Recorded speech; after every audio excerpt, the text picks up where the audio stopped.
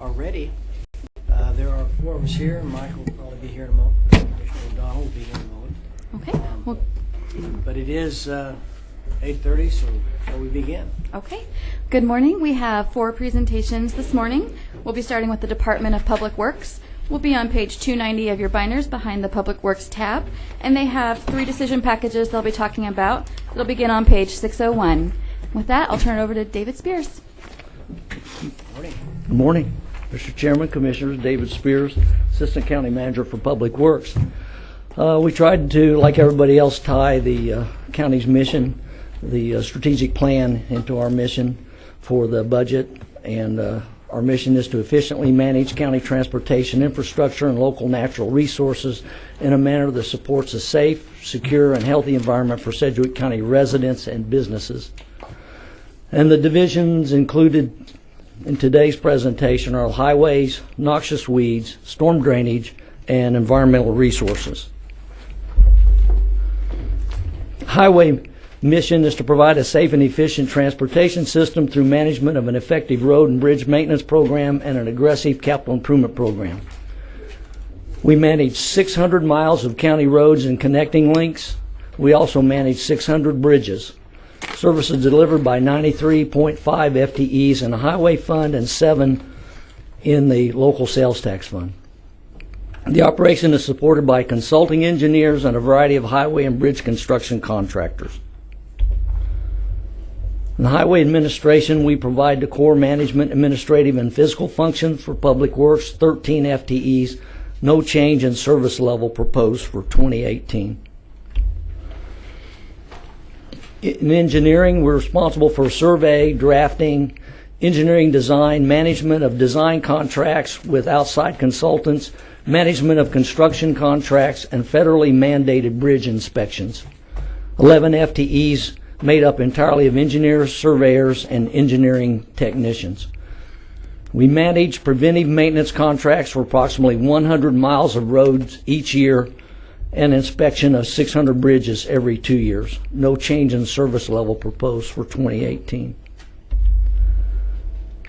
The highway, road, and bridge maintenance, we perform road and bridge maintenance and repair, culvert and bridge replacement and repair, snow and ice operations, mowing, traffic control, and various other tasks. 69.6 FTEs provide maintenance and construction services from 6 yard locations around the county. The road and bridge system includes 600 bridges and 600 miles of roads. No change in service level proposed for 2018. And this also includes $75,000 for storm contingency. And you can see 2017 was $26,236,154. Have a reduction of about 4% for 2018. 25,000, about $25,200,000. You can see the summary of all funds. Same numbers, about 4% decrease. That concludes the highway. We're ready now to go to Noxious Weeds. Mark Furry is here to present that, unless you have any questions for me at this time. Commissioners, any questions for Mr. Spears about the highway? Okay, David. Oh, excuse me, Commissioner Howell. Here, I see the light. I'm sorry. Well, thank you, Mr. Chairman. Just a couple questions. On the last slide, do you have a township dissolution fund? Can you please talk about that? What is that? On 2017 revised has $192,000, but nothing in 18. Can you please? I had talked to Lorraine about that. I think that's from the Delano dissolution fund. I'll let them address that. If it's sort of, that happened a few years ago, and it's just now taking place here. Okay, I'll get more information later on that. Can you talk about the $75,000 storm contingency?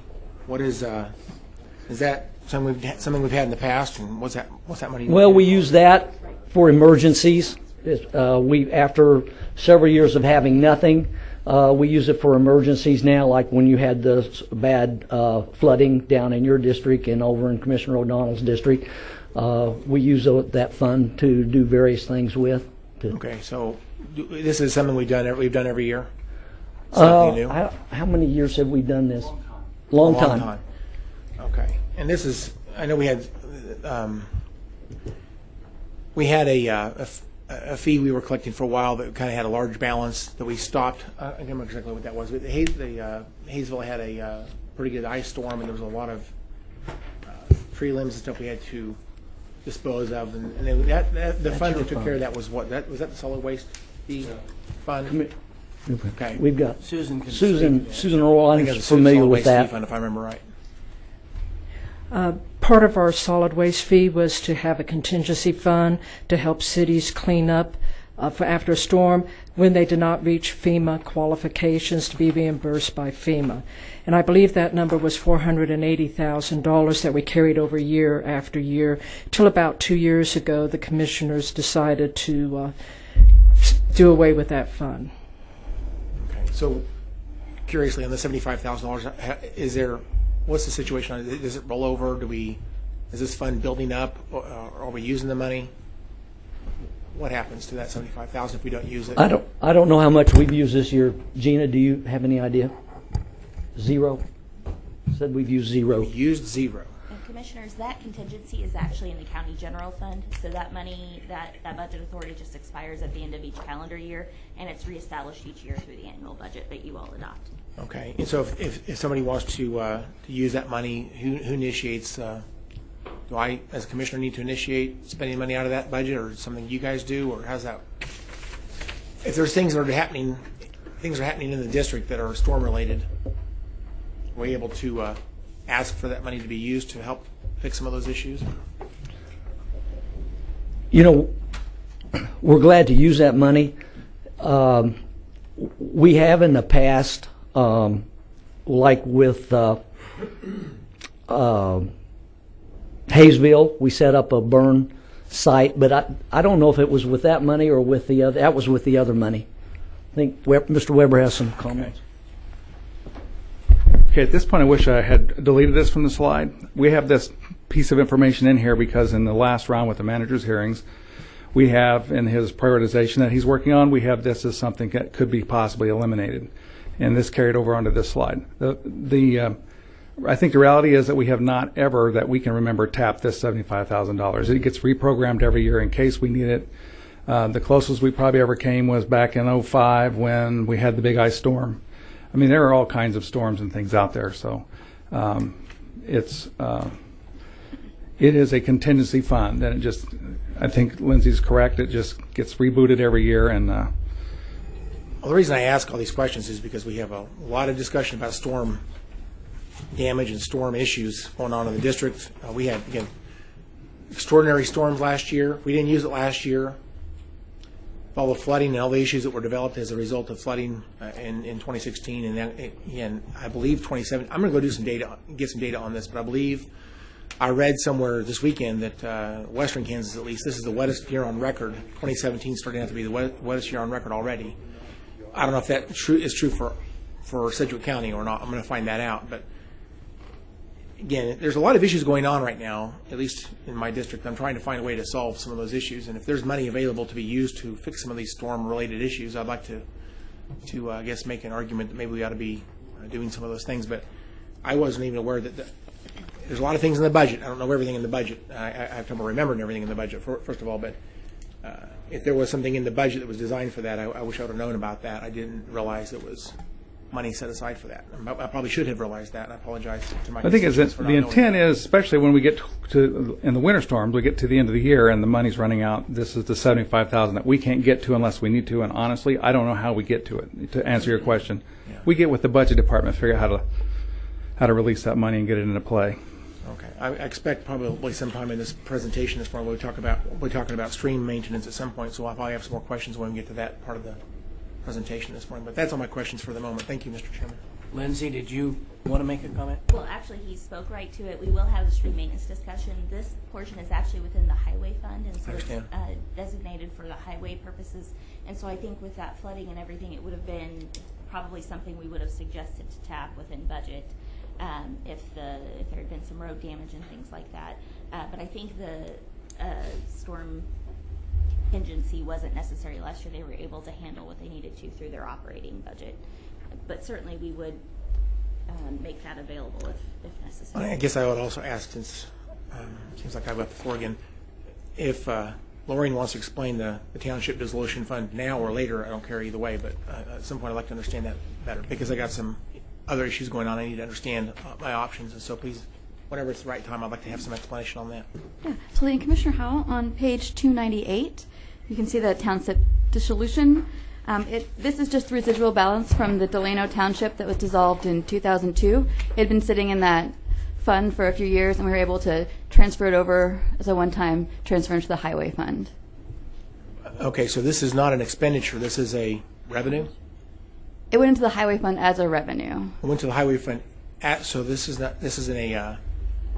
So net to the county is zero, but money came from the township over to the Highway Fund, and then we used it there. Correct. Okay. And then by law, it has to sit there for so long, right? And then it expended last year. Okay. So After it dissolved, it has to sit there so long to take care of whatever needs to be done. So the Delano Township, I guess, is not an organized township anymore. There's Correct. no- They've been annexed by Wichita, the entire area. All right. All right. Thank you. That's all my questions for the moment, Mr. Chairman. Thank you. Commissioner Dennis. Thank you. Just a couple quick questions. Your budget kind of declined for a couple years, and that impacted some of the bridge maintenance and so forth. Does this restore that funding to where it was a couple years ago? Is it No, the budget that you no, it proposed? doesn't. I think tomorrow we'll answer more questions about capital improvement program and that sort of thing, and be talking about bonding tomorrow. But in general, we do 6 bridges a year in-house. About. Sometimes we do 8s, but that has stayed pretty level over the years. Okay. So we'll discuss that funding tomorrow then. We're gonna discuss the capital improvement program and the bonding for bridges tomorrow. Okay. And I don't know if it's back in your decision packages or where that I read it, but there's a pumping station up north by On Ridge Road. 96. Are we going to talk about that? How That's long- coming up on the street. It's in here in just a little bit. I'll hold my questions. Okay. All right. I don't All right. think that's Thank anything Mark else. Furry for Noxious Weeds.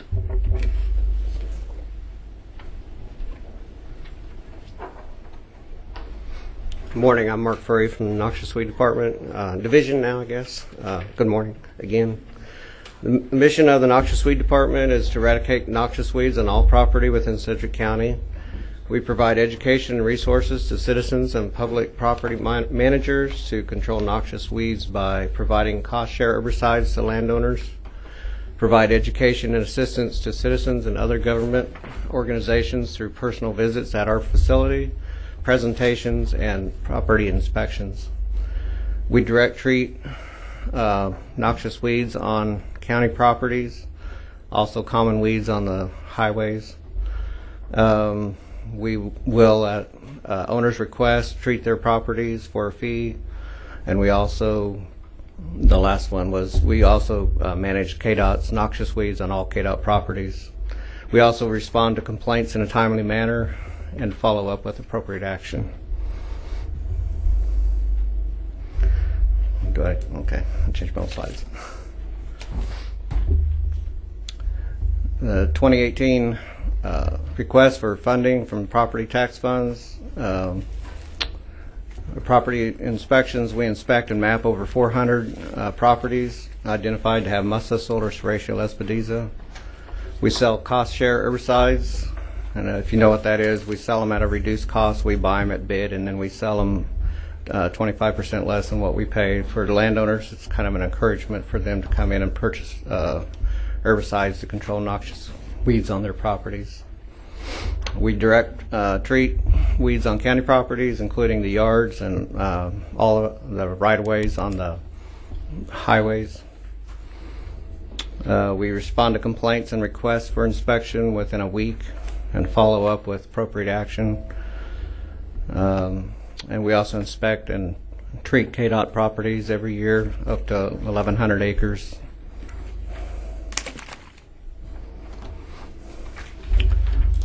The fund increase that we're asking for is 0.73%, which is basically a personnel increase. The personnel has gone up from 309,000 to 313,000, or 1.2% increase. Contractuals have gone up 2.4, but all we're doing is swapping money from commodities to help fund some building maintenance that we need to do. So the total budget increase is only 0.73%.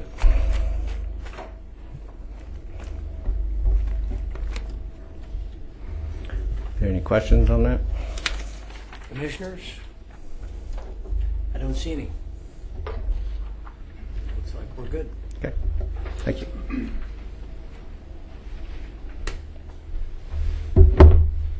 Okay, we'll talk about stormwater a little bit. So the mission is to provide cost-effective programs that minimize property damage from flooding and erosion, protect water quality, and enforce local stormwater regulations in a manner that supports a safe, secure, and healthy environment in Sedgwick County. This thing is moving on me.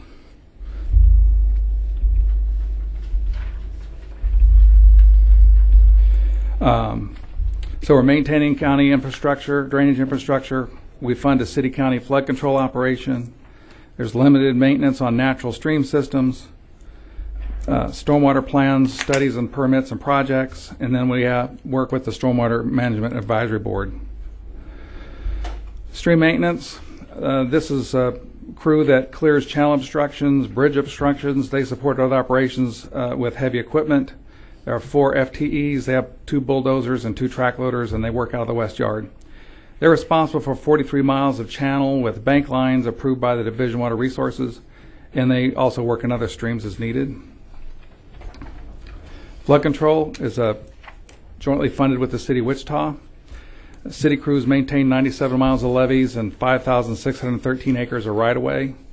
It's critical infrastructure that protects Wichita, Park City, Valley Center, Hayesville, and the portions of unincorporated Sedgwick County that would be flooded by the Arkansas River system. Stormwater management, coordinate drainage projects for public works, review drainage plans for new development, provide engineering for implementation of stormwater regulations, and issuance of stormwater permits that are actually issued by environmental resources, coordination of permits from state and federal agencies for public works projects, staff support to the Stormwater Management Advisory Board, and a liaison to the City of Wichita for flood control. And this is 1 FTE working out of our Public Works building. And we brought Scott today. If you want to grill him for a while, he's here. Stormwater management. Oh, just did that one. Okay. Sensitive. Okay, overall, this shows the budget going down from $2.2 million to $1.7 million. That's a 22% decrease. That is misleading. The thing that's missing here is the $500,000 that we put into the CIP to fund capital projects with flood control. That would come back into the budget after the budget's approved and the CIP is approved with the $500,000 in it, and it'll be back up, I don't know the exact number, but more or less right back to the same place. These are basically the same numbers. I won't repeat them for you. We do have 3 decision packages in stormwater. This is the one that Commissioner Dennis is thinking about, the stormwater pump station O&M fees. We have a pump station up 45th Street North and Ridge Road. Wichita operates and maintains the pump station under an agreement. Charges have been paid from project funds, but should be included in the operating budget going forward. There's no change in operating costs or service levels. We've requested $100,000. And we have no FTEs in this. Again, we contract with Wichita to operate that pump station. They operate a system of, 12 or 15 pump stations that are very similar. So this makes a lot more sense than trying to gear up to do ourselves. Package 2 is an expansion of the stream maintenance crew. It's a conversation that we've been having with at least some of the commissioners.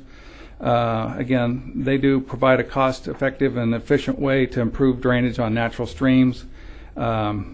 Expansion of the crew in the fleet would increase the work that could be accomplished by 50% and address concerns expressed by citizens and commissioners. This request is for $611,000, $611,605. The vast majority of that is equipment. After the first year, we'd have ongoing personnel costs for the 2 extra operators. And again, it's asking to add 2 additional FTEs. The third one is that we've been having a pretty robust conversation with the Stormwater Management Advisory Board. In previous years, we had funded them with typically $200,000. They have used that. Well, they don't use it. They recommend to the county commission some studies. We contract for the studies, watershed studies. $200,000, depending on what basins are recommended, would cover one, a bigger basin, maybe get 2 small ones. They don't have anything selected at the moment, but this was a request from them to try to get that funding going and get kind of the basic research started back up again so that we could, that feeds into the prioritization of projects that people think they need or want. And so this one, again, is no positions requested. This is just funding to go out and do studies. So the total of all 3 of those is $911,000 and 2 FTEs. And that puts us to Susan. Do we want to talk about drainage now, or you want to wait till the end? Let's see if there are any questions right now. There are from Commissioner Howell. Okay. All right, well, thank you for the presentation. Thank you, Mr. Chairman. I just have a few questions. So we talked on one of the slides earlier, said there's 43 miles of channel with bank lines approved by Division of Water Resources. Is that the entirety of the stream maintenance focus? Is those 43 miles? That, in other words, the scope of work where we are trying to provide this maintenance, that is defined to these 43 miles. It's not questionable what other things we have to do. This 43 miles is it. Well, the 43 miles, there's a process, a petition process that property owners can go through to get a stream added to the official bank lines. So those are the Big Arkansas River, the Little Arkansas River, parts of the Cowskin Creek, Jester Creek. That's it? Yeah, he agrees, that's it. So in those, we have essentially a statutory responsibility to work on them if there are problems to take care of. We do work outside of that. We obviously have worked at a lot of places that aren't where I've just listed, and so those are selected based on what's the impact to the community as a whole if we don't do it, or to our road infrastructure. But it's this crew essentially goes onto private property in all of these cases to take care of snags or log jams that are out there, fallen trees or whatever, and it helps to eliminate, control erosion. You get a big ball in the middle of the creek, it'll start cutting around it, and that causes a problem. Or you get a big enough log jam, it starts flooding whatever's upstream. So we have been, I can't even tell you how many places we've been. We talk about the bank lines because there's a statutory kind of responsibility that goes with those things being in the bank lines, because those property owners have petitioned and it's gone through the state. So make sure I understand this. The 43 miles is not all of what we're doing. We're doing a lot more than 43 We are miles. doing more than 43 miles. I guess I would summarize. There's two efforts. We go in to do some significant cleanup, pick up dead wood or cut down trees that need to be cut or whatever, and they reseed and they clear out the channels and stuff. That's significant work. But you're telling me we also go out there and pick up obstructions that might happen to end up by some bridge. We might go out there and pick those up as a separate effort. No, generally the same people. I think there's been a shift. There was a time when if we went out to do stream maintenance work, it would be kind of what I would call a clear cut. It would look like the big ditch when we got done. There would be trees left. Environmentally, we cannot get permits to do that, and so what we're having now is a more of a precision operation where we'll come in, we know where the obstruction is, we'll come in out in the field, we'll come perpendicular to it, get right down to it, get out of there. We need to try to stay out of the water.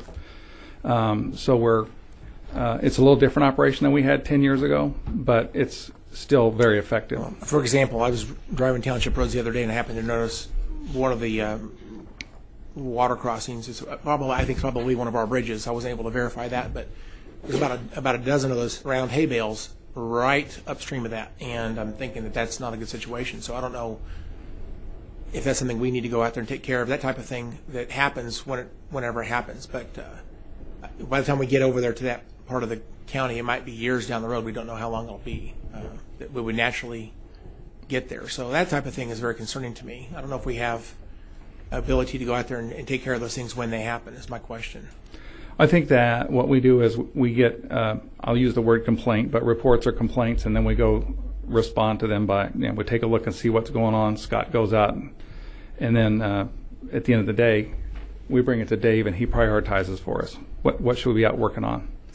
So some things are immediate, and some things are less immediate. So with our current crew of 4 and our current known list of responsibilities, how often can we get to those streams and take care of business? What's our cycle time to make it through all the different areas we have to maintain? How many years does it take to get through it all? I would say that with the way the operation runs now, we don't have a cycle time. We have a list of spots that we need to work on. It. Do you know how many are on your list right now? 40. 40 on the list right now. And it'll take several years to get through the 40. But as one gets cleaned up, somebody else has got another one that we have to add to the list. If there's what we're dealing with right now, I guess I'll just speak for myself. I support the idea of expanding this crew at least for a while to hopefully get ahead on this list a little bit faster. But I'm wondering if we've ever played with the idea of contracting out some of this work as a competitive way to get this done quickly. If we were able to put this out to bid at all, if we ever tried doing that, put this out to bid and see if we have contractors that want to do some of this. I mean, I can recall that we've had people in the business that have contacted us that would like to do that kind of work, but I don't know that we've never bid it, I don't think. Just 1 second. The funding's the problem, of course, and you had talked to us, and we've talked to Susan. Susan's talked to legal. The solid waste fee, they are saying, legal, their opinion is that you can use that money to clean up, say there was a storm, frozen limbs down in the creek. You can use that money to hire a contractor to go out and clean that up. I don't know if the areas on that list, those 40 areas, if we could make arguments that any of those areas are related to past storm damage. I don't know if that's... I think you could very well make those arguments. Those limbs, if they haven't washed downstream, are still there that we had years ago. Some of it may have washed downstream by now, but we had a terrible ice storm a few years ago, and there was limbs all over the creeks and caused a real problem. Well, anyway, I'm just trying to find a way to resolve this sooner than later, because I have got a mess on my hands down in District number 5 at least. I think District 2's got a lot of concerns as well, but District 5, I'm just trying to find a way to get this solved sooner than later, and to me, contracting might be part of the answer. So in the solid waste fees, maybe we can make an argument to use some of that money for that. I have a couple other questions. On the study, how many studies have we done on the... I know we had the Spring Creek study, or Spring Creek watershed, I should say. How many other studies have we done that... We did the Spring Creek watershed that was Derby and going north from Derby. We did West Branch, Chisholm Creek, which starts in North Wichita and runs up into Valley Center and kind of gets up into Park City a little bit. And this kind of funding was used originally for a creation of a business plan for the Stormwater Management Advisory Board. So we've used this kind of funding or these kind of projects 3 times. Now what they're talking about now is more watershed studies. We don't need to go back and redo the business plan. We need to. Can we say definitively that the study has resulted in a more focused, refined effort to solve the problems, or have they just been ignored once the study was done? I've gotten a lot of complaints from folks who said, you guys spent a lot of money on the study and then nothing happened. You guys got the study, but then you ignored the study and you didn't do anything that study told you to do. And if that's the argument, then I don't know that we ought to be doing more studies. The old studies are still valid, at least probably mostly valid. To the extent we may have done something on that list, and again, I don't really know the answer to that question. It's like reading Greek to me. I don't understand. Scott, you probably know this better than anybody. But if the study is in fact driving our actions, that's great. But if it's not driving the actions, which is what I've been criticized for, I would like to know that, because if we're going to support another study, I don't know that it actually has outcomes that are driving a solution. What's the answer? The answer is they are driving solutions, but the time horizon is pretty long. So the Spring Creek study, for example, has it's a document that, as we replace bridges down there, we're going to be looking at the study to see what's happening, what things we need to do with the bridge that would help to accomplish the goals of the study. I know Susan's going to talk about it in a minute, but a lot of the study recommendations down at Derby were to try to work upstream in the watershed, and they've organized a meeting down there with farmers and with an NRCS. June the 6th, I'm looking June the forward to it. 6th. And so that's a major part of that study is what can you do up in the watershed with the agricultural land to try to mitigate the runoff. And we know that Derby has looked at it. They're carrying that around and looking at it in terms of planning their projects or trying to think how the city should grow or respond. But it's not the kind of study where we do the study and it has one recommendation, we go out and do it. It is a long-term planning document, and these things are live. We've had less actual action on one up at Valley Center, but when we were doing 93rd Street, we're looking at that study. There's a box culvert in there, and when you're looking at that study to see what should be changed when we did 93rd Street. And we know that Valley Center, they're looking at it. Okay, so to that criticism, can I say that that is not accurate, that we are in fact doing work that's been outlined by those studies, and we're working the list down, and that study is, because we're going to support another $200,000 for another study, I want to make sure that it actually has activities connected to it, and we can say based on past studies that's true. I would Because say again, that the criticism is there. I don't know how to answer the criticism. I'm trying it's hard because it's planning. It's like a lot of plans that you have. I think that what I would tell you is that some of the best money you could spend would be these kinds of studies, so that everybody that's working in the region globally has access to the information and knows. Part of the challenge that we've had is that if we're just in our little silos and Sedgwick County does what's good for Sedgwick County, but there's no information about what happens when you cross the city limit line, you could be wasting money. There could be a way better way to do things if everybody could just see the whole picture. So, okay. I have just two more questions. I'm sorry, Mr. Chairman. The 12 to 15 stations in the north, what's it called? The pump stations, I guess, operation and maintenance fees? We have one pump station up there. I was talking about Wichita having 12 to 15 that they run that are similar. So the one pump station, is this similar to the ones that are down by Derby? Those were used for city water at one point, but is this No, they are not at nothing all like that at all? No. Okay. Okay, very good. Is this a $100,000? Is this a new? We have been request? paying the fees, but we've been paying it out of project funds and sales tax, and they need to be incorporated into the operating fund. Okay. All right, then I guess my final question would be this $611,000 for the decision package number 2. Does that include equipment as well? That it's mostly equipment. Mostly equipment. So this is so how much of that would be like a one-time thing to get started versus recurring cost for labor?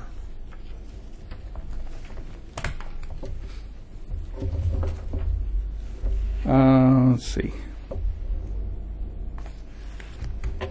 It looks like the capital cost for the fleet equipment is $465,000, and then annual equipment charges is about $75,000. If I'm reading that right, you agree with that, Lorian?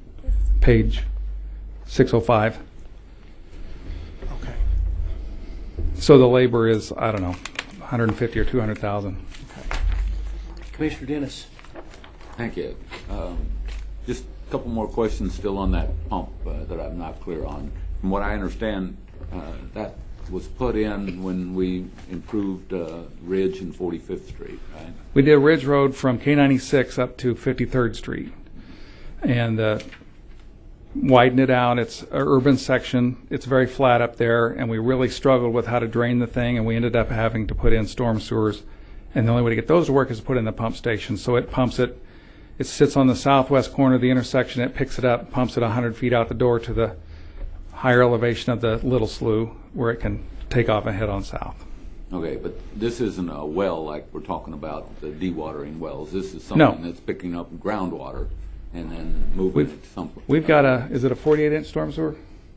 48-inch storm sewer that comes into this thing. So if you, there's a big, it's probably bigger than this one, but the city has a pump station on Hoover Road,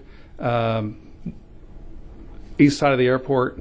If probably don't notice it, but they're pretty big, but it's not. There are no well points going down in the groundwater table. We're just stormwater runs into the storm sewer, it runs down to the pump station. We got to lift it 15 or 20 feet to get it up to where it can drain away. When it's annexed, it'll all be theirs. We won't have Right. to pay anymore. That's a good point. So this is an area that is close to Wichita, and so at some point when it gets annexed, it'll flip to their ownership, and we'll be out of it. But who knows how fast that growth is going to take place. Okay. This only runs when that there's stormwater. And it costs $100,000 a year to run that thing? Well, it is picking up. The storm sewer is deep enough and the groundwater table comes up high enough. It is picking up some groundwater just because it leaks into the storm sewer. This number is probably conservative. It is conservative. But some years, this year, we'll probably burn through it all, just the way the rain's going. Okay, thank you. Don't see any more questions, Jim. All right, I'm getting off. We'll let Susan talk about environmental resources.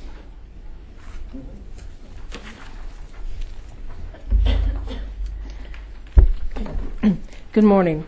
Environmental Resources has programs that help protect the environment, help protect the safety of the people who live here. We try to reduce the amount of pollution that's out there. We do this through general fund and solid waste fee for the funding of our programs.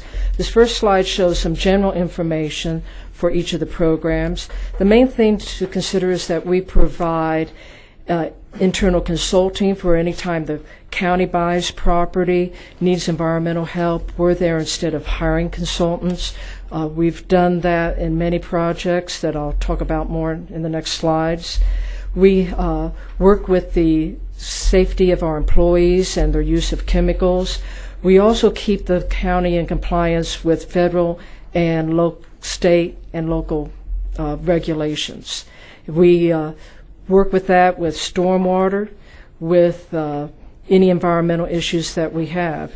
Also with solid waste, we produce a solid waste plan updates annually. We work on storm debris management, and we work with household hazardous waste. So in more detail, let's look at those. With stormwater permit compliance through the general fund, we have to inspect outfalls per our permit that we have received from the state. That's 1,693 what we call outfalls, where a drainage ditch will enter a creek that we have to inspect for illicit discharges. We have found some over the time where there hasn't been any rain and there's water where there shouldn't be. We've discovered leaking irrigation systems and let the landowners know that they're wasting water that they didn't know about. Oil companies that illegally dump salt water along the county ditches, especially we found this in the northeast part of the county where the trucks go along at night dumping the salt water, killing everything along the road. So these are some of the issues that we deal with in stormwater, along with taking surface water samples for our permit and issuing permits where necessary. Chemical compliance, we work with the different departments to make sure that they have the material safety data sheets for the chemicals that they have, proper protective equipment for the employees, and provide training. We also work with environmental assessments when we buy property. We want to make sure that it's clean, or if we find problems, that we work with the state to make sure that we adhere to their guidelines for cleaning it up. We've done this with the Intrust Bank Arena and the Coleman property. Currently, we're working on special projects such as the groundwater issues down on South Hydraulic. And through the general fund, we also, through a memorandum of understanding, give funding to the Conservation District, which receives cost share from the state that's passed through to landowners to help best management practices and reduce stormwater runoff. Through the solid waste fee, we have the solid waste plan that we've developed. We have to keep this going and update it once every year, and every 5 years do an in-depth study. We have to perform inspections on our disposal facilities in the county, 2 construction and demolition landfills, 2 transfer stations. We work with townships on illegally dumped material and help them dispose of it. We have managed storm debris. We did buy a tub grinder and air curtain burner last year to help with that, to properly get rid of the storm debris. And we provide education programs. Also, we work on special projects. I have on the slide numbers from 2016, the bulky waste coupon program, where citizens can get rid of up to 1,000 pounds for free at the 2 transfer stations. Over 2,600 of those coupons were used. Township cleanup, we had a township agreed to work with us, just like Wichita neighborhood cleanups. We did this in one township and collected over 203 tons of material, 13 appliances, and over 3,800 tires. We'll continue to do that in 2018, work with townships. We do the Christmas tree recycling and the waste tire collection program we just had. In 3 days, we collected over 101,000 tires brought in by over 1,300 vehicles. If it wasn't for these programs, all of that material would still be out in the community. So we try to work with the community to improve it. We also provide the household hazardous waste facility, which handles over 1 million pounds of material annually. We have the swap area, which helps saves us money by people coming in and taking material that's in good use and taking it back. We saved over $116,000 last year. Instead of us paying for disposal, people got it for free. So we try to work with the communities to improve the areas. Looking at our budget, you can see the majority of our budget is through the solid waste fee, over 95% of it. The general fund, of that, just over 90,000, 40,000 of that is passed through to the conservation district for the best management programs. You can see it's pretty much flat from 2017 to 2018. This just details it more, and again, you can see it's pretty flat. We exchanged some money from commodities and lowered it and moved it to contractuals based on past expenditures. We have one decision package, and that's the fact that air quality has been an issue with the county. Currently, it's administered by the city of Wichita, going out into the unincorporated area, and I know some of you have received complaints about that from some of the landowners. So this would be to create an air quality position where the person would work with burning issues in the county. Last year, this fire department issued over 2,700 burn permits. The majority of those were for open burns, which we would have to look at. Of those permits, and some of them are for a year, there were over 3,500 actual burns taking place in the county. But my recommendation is, since we have a current open position through the solid waste fee, is to combine the duties and pay half of this position through solid waste fee, which is already funded, and the general fund, and divide the duties with that person. So that means that the total is $69,900 for the position, but for general fund, only half of that would be coming from general fund. The other half is already funded. And right now, with that empty position, staff is doing overtime trying to make up for the work, so this would help the staff load level. Thank you, and I'd be happy to answer any questions on environmental. Commissioner Renzo. Yeah, on the air quality position, isn't there state funding associated with that? Right there, city receives state funding, and I've been talking to the city about that issue. So if we get that, we would work with the state and figure out how much money we would be getting from them. Of course, that means the city has less money going to them. And so we need to work with a group and negotiate that. But that could mean that the general fund impact would be lessened or eliminated. I wouldn't say eliminated, I'd say less.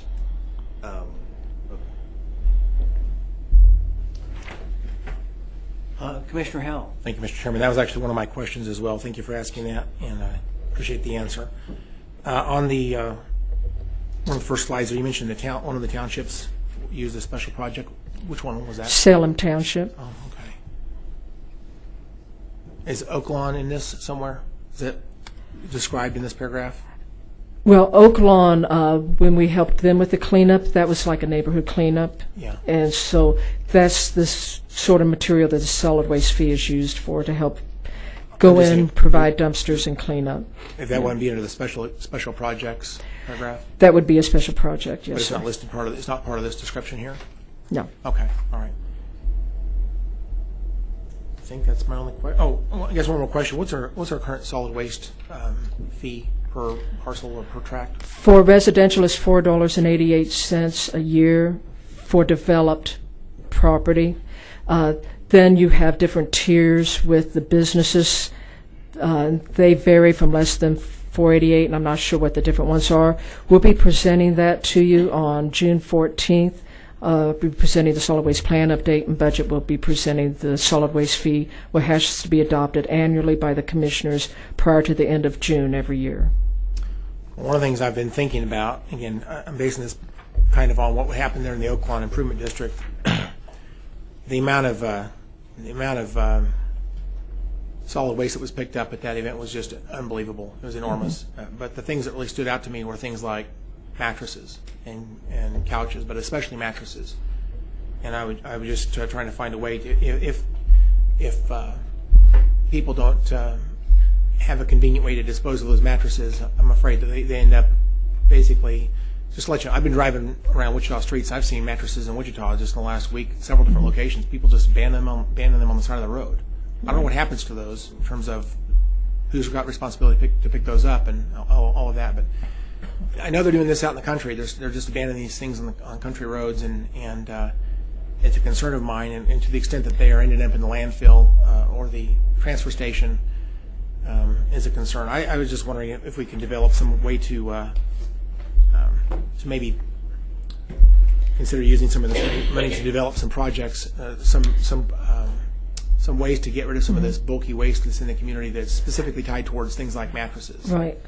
Currently, we have 2 programs to help with that. One is if they're dumped out in the county and the townships, the township provides the labor, but my department provides the disposal fee, so the township's not stuck with that cost. If with the bulky waste coupon program we have, up to 1,000 pounds, if the people have a means to get it to the transfer stations, then we're paying for the disposal. I think no matter what, you end up with a case of, does the individual have the physical ability to take the mattress to a disposal area or the vehicle to carry it? And that's where, with our neighborhood cleanup with the township, we brought it to the area, providing dumpsters for trash, dumpster for appliance, dumpsters for tires, and then we left it there a whole 2 weekends and the week in between, giving them plenty of time to take advantage of that. And it was advertised, then we'd move it to a new location. So we had 5 locations within Salem Township, and I think we collected quite a bit of material.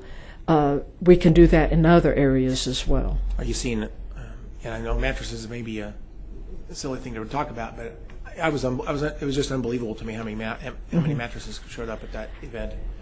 It apparently is a bigger problem than I realized. I don't know if that's the same problem we see. Well, and there were large TVs and appliances, but there was quite a bit we collected at that event. On the tire roundup, 101,000 tires. Is that more than we've seen in the past? No, that's actually less. 2 years ago, we had over 136,000 tires. But I think that's good. Every year that we've done this, the amount of tires have gone down, which I think shows we're making a dent in the community and getting them out of the area. And tires, of course, sit there and collect water and breed mosquitoes, so it's good to get those collected. All right. Thank you, Mr. Chairman. Susan, I don't think there's any other questions. Okay, thank you for your presentation. Just a couple more quick slides, and then we'll get out of here. Oh, she had me there. Okay, so overall, with all the divisions, we got a reduction of almost 5% in the budget. Keep in mind that $500,000, or about a third of that reduction, is in flood control, which we expect will come back after the CIP is approved. The other approximately $1 million is mostly in highway. Want to summarize, I guess? So we have a total of 4 decision packages, totaling just a little less than $1 million, the 3 in stormwater and the 1 for the air quality position and environmental resources. And Dave would be happy to stand for any more questions that you might have before we get out of here. I'm sure he appreciates that offer. Commissioner Renzo. Hey, just a couple quick questions on stream maintenance. Do you have a list of previous projects that were done on a yearly basis? If not, I'd like to. A list of the projects That we've done in the past. So you've completed, like in the last 5 to 10 years, and an estimate of how many miles or linear feet was done in each year. I'd like to get some information on that. I'm going to say that we would probably have to put that together, but we can go back and look and see. We'll have to research that. And then, are these crews able to work year-round? They do work year-round. They're having a little trouble this spring because it's almost too wet to get in some of these places. So depending on what they're doing, where they're at, we try to find places that they can go. But winter work is great for this. Leaves are off and it's dry, and it's usually a great time to be out, for example. But there's no time for regulatory or environmental reasons that can't get down in projects throughout. Well, because we're tooled up at this point about staying out of the water, we avoid most of those problems. And as you know, we've got a memorandum with Wildlife and Parks that guides us as far as what we can and can't do. But most of our stuff has been okay because we're, again, doing these precision operations where we just punch in from the side, get down to it, and get out. And so we're pretty much we're only limited really by if it's just too wet and muddy, we make a bigger mess than we're cleaning up, then we got to stay out. Okay, thank you. And Jim, in that program, do we experience a lot of exposure to liability for people making claims against us that because we're going on private property, or is that pretty well not an issue? We've had one recently for $500, but no, we do very well. Our field crews have been doing it for a long time. They go in, they talk to the property owners, they walk through the property and discuss very clearly, what should and shouldn't happen. They have our phone numbers. If things aren't looking like they're going right, they call, we get down there, we figure it out. We have not, that I'm aware of, had a claim from anybody, except this was a lawnmower deal that we got into. Yeah. But no, it's been a very successful program in that. And we get most of these easements for free, $1. People, we work with them, and in some places they literally just invite us in. And if we can't work it with them, we'll bypass them on the cow skin, for example, and then 6 months later they see what great work we're doing, and they're back asking us to come back and do their piece. So. Okay, good. All right, well, thank you. For the Thank you. presentation. I don't see any more questions. So. Great. Well, Lorian, what's up? Our next presentation will be Information Technology Services. We'll be back in the General Government section on page 142 of your binders.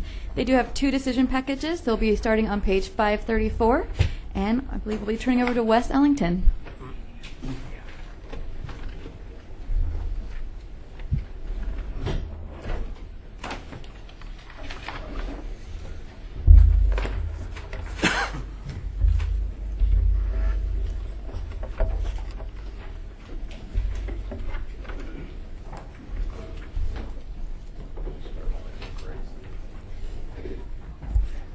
Thanks, sir.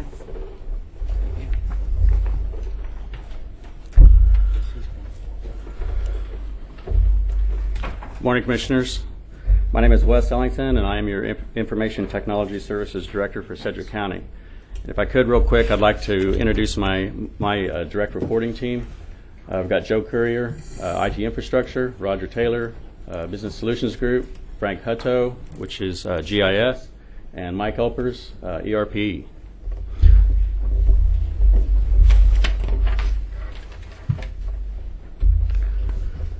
ITS's mission statement is to make information available and make technology work. We do this through 5 program areas that consist of the Director's Office, Business Solutions Group, or BSG, Enterprise Resource Planning, or ERP, IT Infrastructure, and Geographic Information Services, or GIS. These combined programs contain a total of 72.5 FTEs, which make up the ITS division. First program to discuss is the Director's Office, which is involved with providing support to the 72.5 FTEs, that is ITS. The program manages 13 cost centers, advises and reviews contracts for ITS, as well as manages the processing of all orders for ITS. This program contains 3 of those FTEs. This is the budget request for 2018 for the Director's Office. 2017 revised amount was $291,176. Requested amount for 2018 is $294,917 for an increase of 1.3%. This slide here shows the category fund. Most of it was in personnel as far as the 1.3% increase. The next program I'd like to discuss is the Business Solutions Group. This group supports the technical business needs as well as supporting the county's strategic planning goals. This group is responsible for implementing and maintaining all aspects of county-owned applications, as well as the development of custom applications and interfaces when the need arises. This department is made up of the following service areas: Business Solutions Service, Database Administration, Internet Services, and Document Management. This program contains 22 FTEs. Business Solutions Service Group is mainly staffed with application management employees whose primary responsibility is to maintain and upgrade departmental applications, as well as keeping updated versioning maintained to keep county software within windows of compatibility. The Database Administration Service is responsible for installing and maintaining the SQL databases for Sedgwick County departments. Some of the larger databases they manage belong to departments like the Treasurer's Office, Appraiser's Office, Sheriff's Department, District Attorney, and ComCare.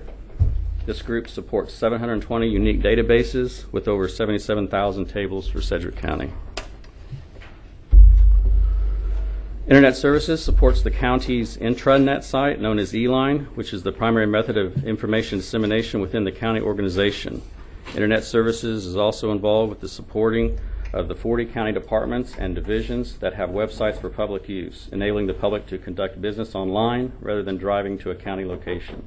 In 2016, 2.6 million visits were made to the county's websites.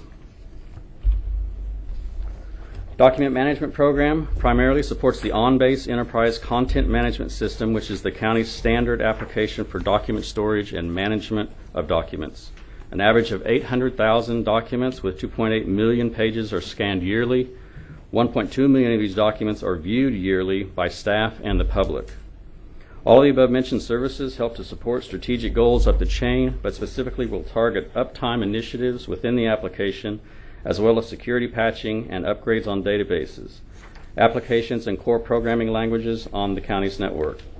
This group in one way or another supports all county employees as well as citizens of Sedgwick County.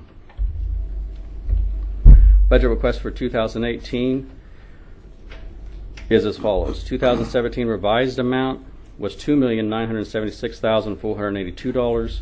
The requested amount for 2018 is $2,746,531 for a decrease of 7.7% overall.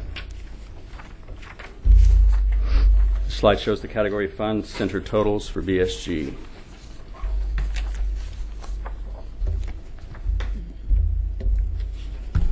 Next program I'd like to review is the ERP group, or Enterprise Resource Planning. This group is responsible for maintaining the large ERP landscape. Their main goal is to improve governmental transaction and decision-making through business process engineering, business analytics, and innovative application of ERP technology. This program contains 12 FTEs. The ERP service is key to ensuring the large landscape of applications is patched and upgraded to keep the system supported and within windows of compatibility with other interfacing systems. This program area supports 33 servers running 51 systems for the county, specifically for finance and human resources. This service is also heavily involved with building the KPI dashboards for the new strategic plan for the county. Both of these services help to support strategic goals up the chain, but specifically will target uptime initiatives as well as security patching on databases within the ERP systems on the county network. Budget requests for 2018 for the service areas of ERP are as follows. 2017 revised amount was $2,251,894. Requested amount for 18 is $2,253,438 for an increase of 0.1%. This is the fund center totals.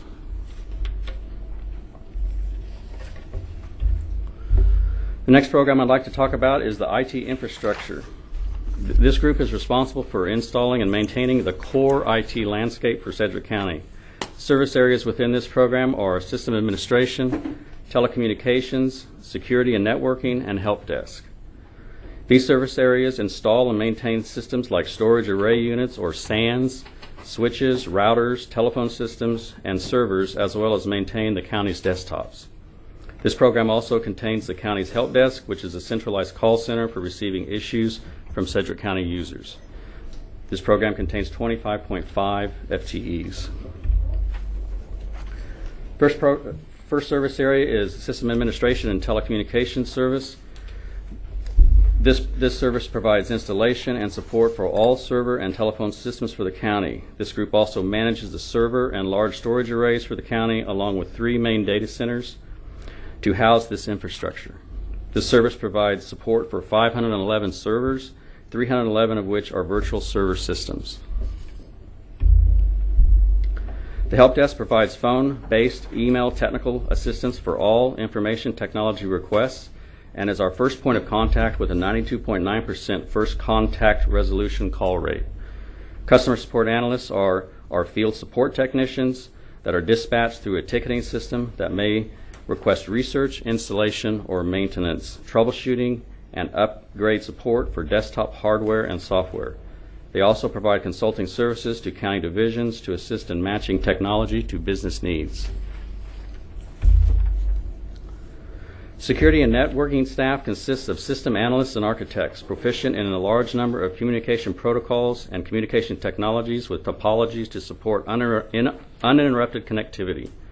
IT security staff maintain firewalls, virus detection programs, and multiple detection and prevention systems to protect the integrity of the overall network, preventing unauthorized access while allowing approved users to access network resources from local and remote locations.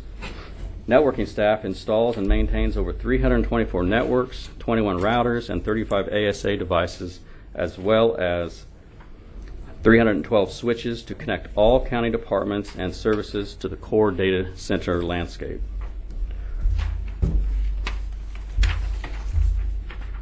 Budget requests for 2018 in the service areas of IT infrastructure are as follows. The 2017 revised amount was $3,554,252. Requested amount for 2018 is $3,545,168 for a decrease of 0.3% overall. Slide shows the Fund Center totals reflecting the 0.3% decrease.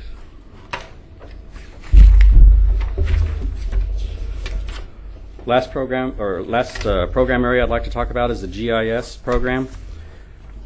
This service provides mapping and analysis services to county staff and the citizens of Sedgwick County. This program contains 10 FTEs.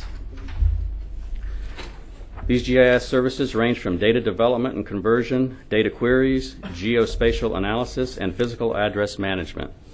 This department is key to providing mapping data to the appraiser's office, county clerk, register of deeds, sheriff's office, EMS, MABCD, and 911 systems.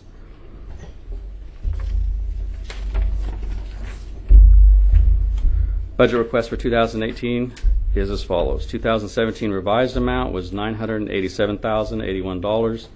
Requested amount for 2018 is $922,837 for a decrease of 6.5%.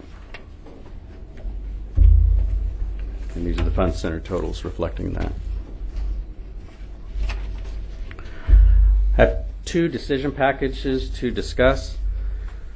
The first decision package is ITS support costs, which are inflationary.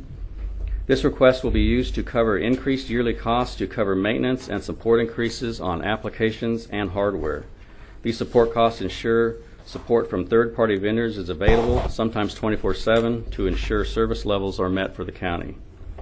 Some examples of supported applications that this would be used for are Esri, which is the GIS software, IT security equipment, Kronos, Telestaff, our VMware virtualization platform, storage array maintenance, SmartNet, which is the coverage on all of our switches and routers, as well as telephone systems.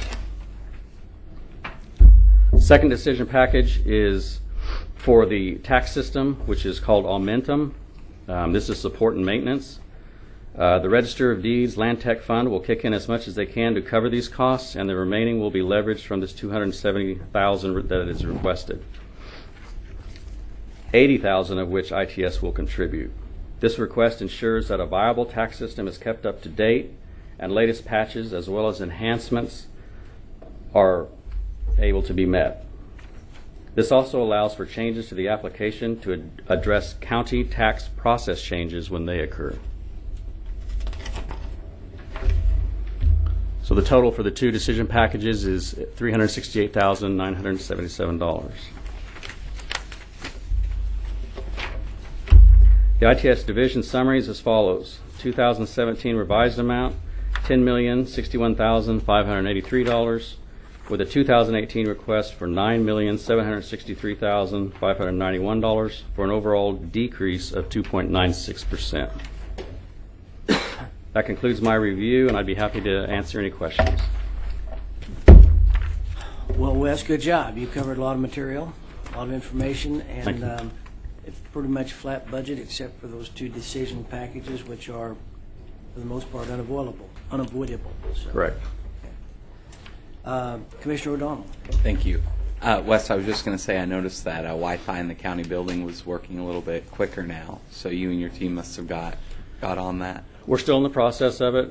This past tech weekend, we were able to move the infrastructure that we needed to increase that bandwidth. Mhm. So I would say in a week to 2 weeks, we should be Even up to better. speed, even better. Yeah. Yeah, but I have noticed an appreciable difference in the positive direction. Good to so hear. Thank you for that. You bet.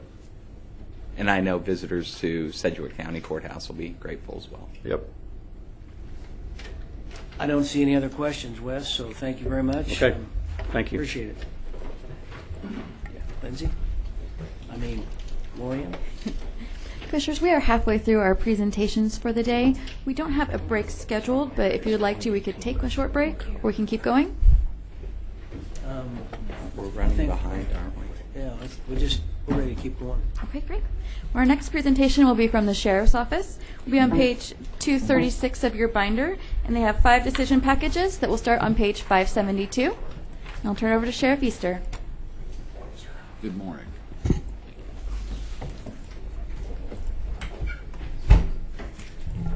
you. How are you doing this morning?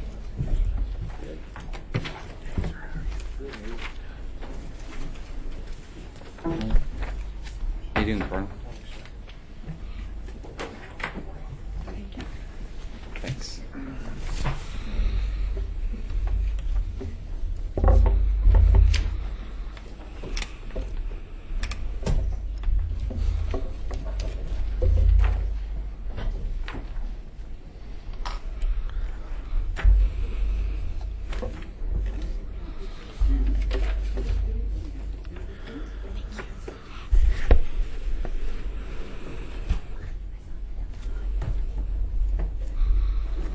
Morning, Sheriff. Morning, Commissioners. How are you? Doing well. Appreciate you giving me the opportunity to come up and speak in front of you today. So we'll get started. I don't normally go through the entire presentation that goes over our organizational chart in the Office of the Sheriff. We provide you written copies for you to go through at your leisure here. Basically, the SO has 535 and a half employees currently.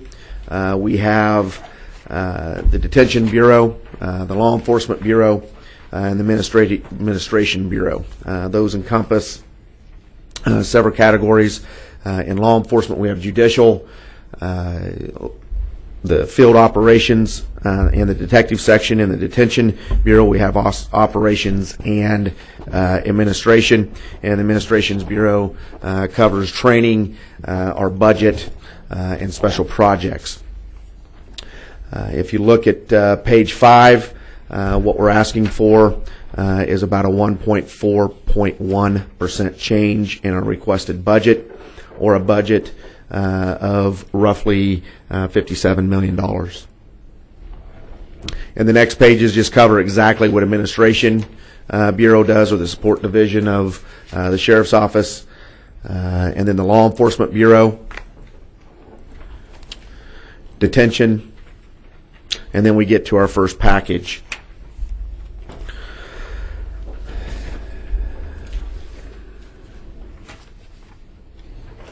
In looking at the very first package that we're asking for, this would include the addition of 4 deputies in the Judicial Division.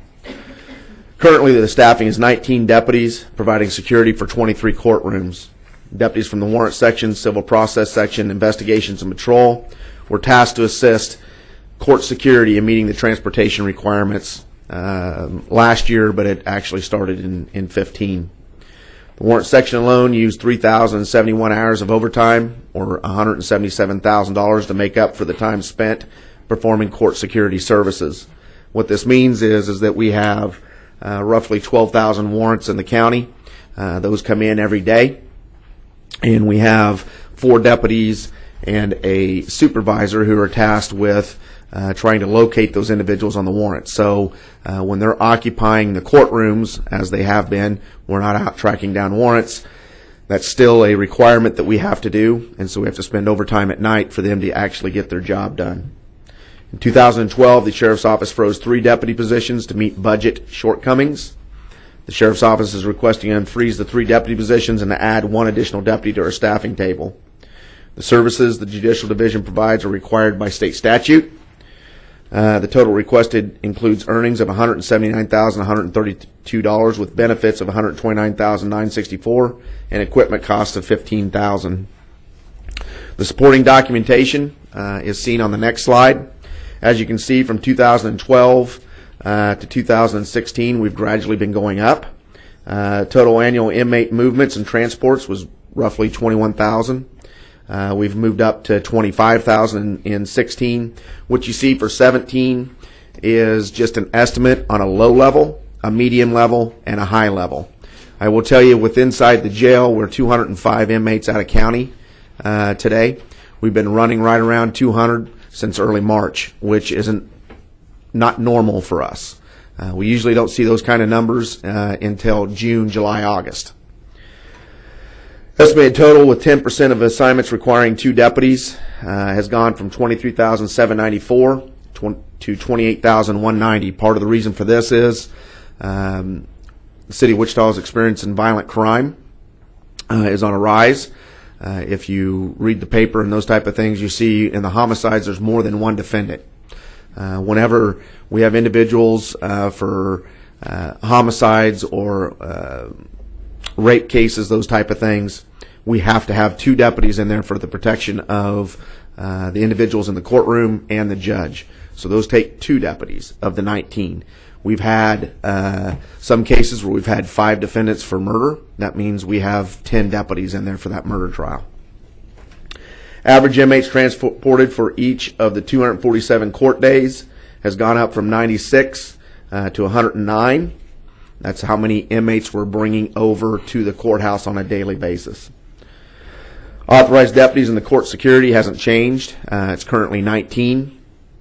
By our estimates, the deficit for 2016 was 8 deputies to cover everything that we're doing. While the data indicates that we need 10 additional deputies for 2017, 4 additional deputies will at least provide 1 deputy for each of the 23 courtrooms. The second priority for us is office specialists. The Sheriff's Office is requesting to unfreeze 1 office specialist position and add 1 additional office specialist to the records section.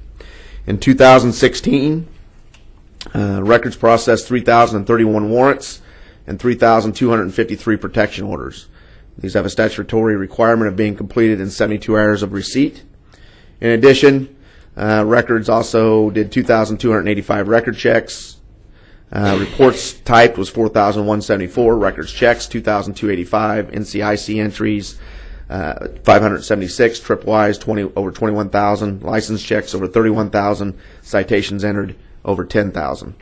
Using an average of 30 minutes to perform each task, that is 44,923 hours worth of work. Records is currently staffed with 12 office specialists and 3 administrative specialists, providing an average of 31,200 hours of work per year. In reference to the warrants and the protection orders, the reason these take such time, we have to enter those within 72 hours, which currently we are not. KHP does our audit, and they've come in over the last several years saying, hey, we'll give you a break this year. In 16, we get no more breaks. They have to be done within 72 hours. The issue with it is that once you enter it, a second person has to go in and check it to verify the information. And so it takes somebody to enter it, somebody to verify it. In 30 days, we got to go back through it again. And if it's still in the system every year, we have to validate it again. We have handed you our strategic agenda. And under Goal 1, Cultivate a Quality Workforce, Strategy 4, that is one of the items that we have in our strategic agenda. We worked on the strategic agenda for a year. It's very comprehensive, and we're trying to look to the future instead of just putting fires out when they come up. And we're trying to plan ahead to be able to do some of these things. In 2016, records used a total of $67,814 in overtime, or 2,405 hours. This equates to just over 1 FTE in time and just short of 2 FTEs in dollars. In 2016, the Sheriff's Office, again, was audited by the Kansas Bureau of Investigation. We were rated high overall, but the timeliness, mainly the 72-hour issue, was what we were graded down on. The Sheriff's Office is not only looking at adding personnel to correct this issue, the voice-to-text decision package uses technology. In 2016, record staff typed 4,174 reports. If approved, the voice-to-text technology will nearly eliminate this task from records. In conclusion, the volume of documents coming into records for processing is vast. The Sheriff's Office is unable to meet the time constraints of many of these documents. The total requested includes earnings of $51,764 with benefits of $47,093. If you need any additional supporting documents, we have record stats, KBI audit, KCGIS, and KCEGIS requirements.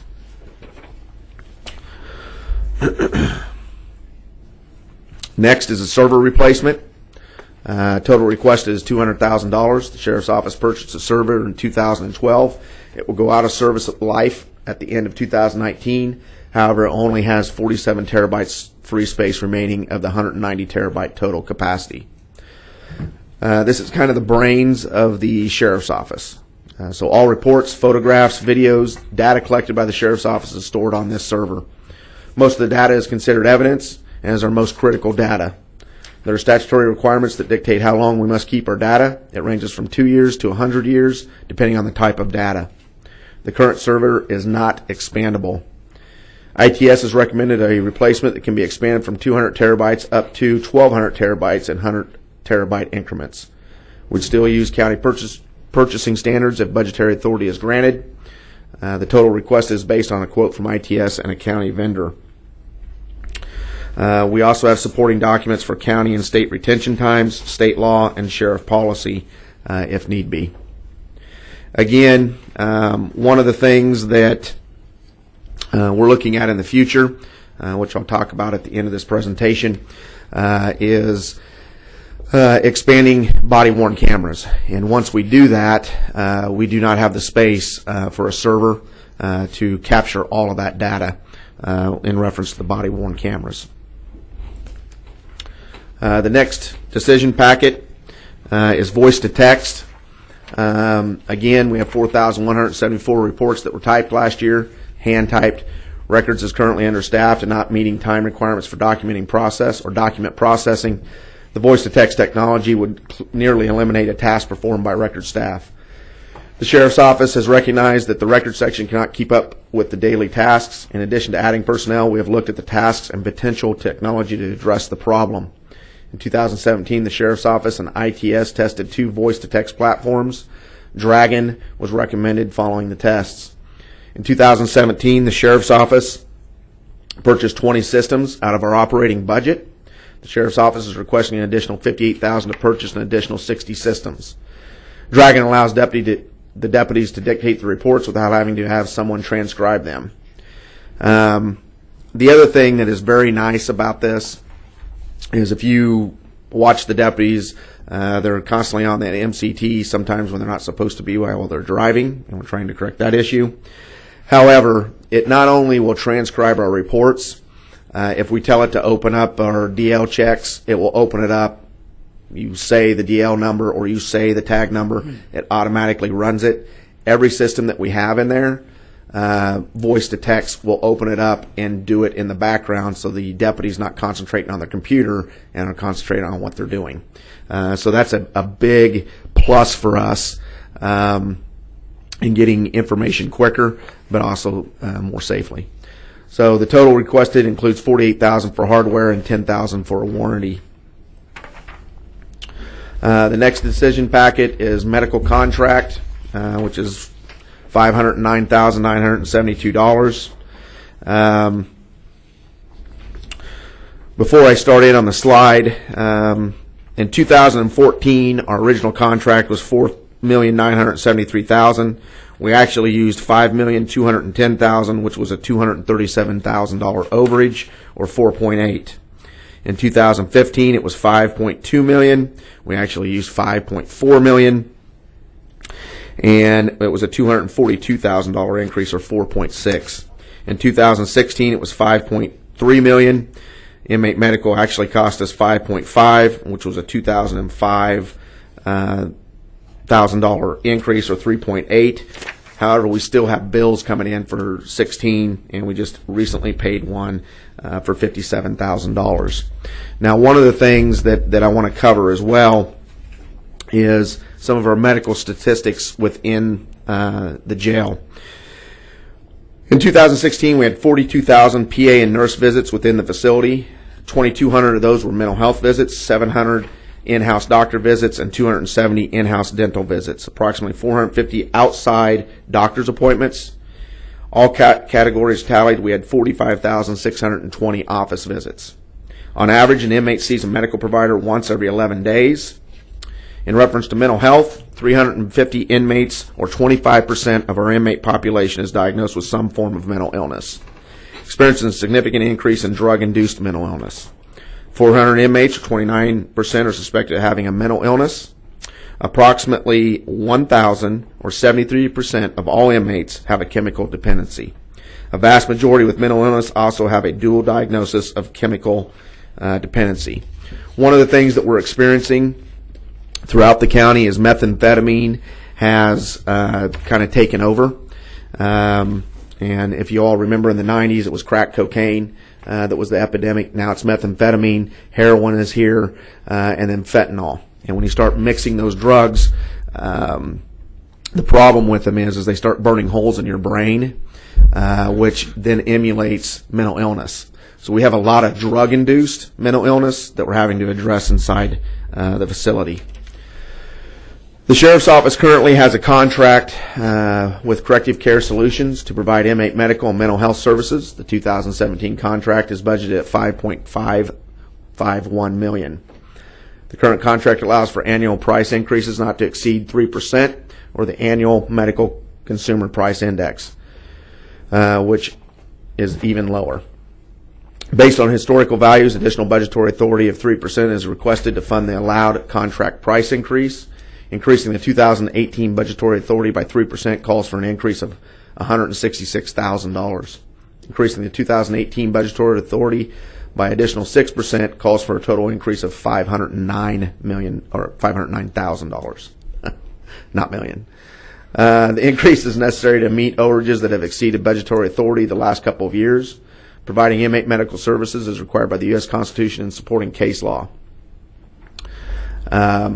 One of the things that the reason we're asking for that increase is because steadily over time it has absolutely increased. The way we get by with it now is whatever budget savings that we have, whether it's fleet or personnel, we're able to cover that budgetary deficit. So we're not having to come back in front of you mid-year or late year to ask for a couple $100,000. We're trying to plan ahead on this, completely understand if the funding's not there, but just know that sometime in the future we could be coming to you mid-year or end of the year asking for those increases. So we thought we would ask for it this time, early on.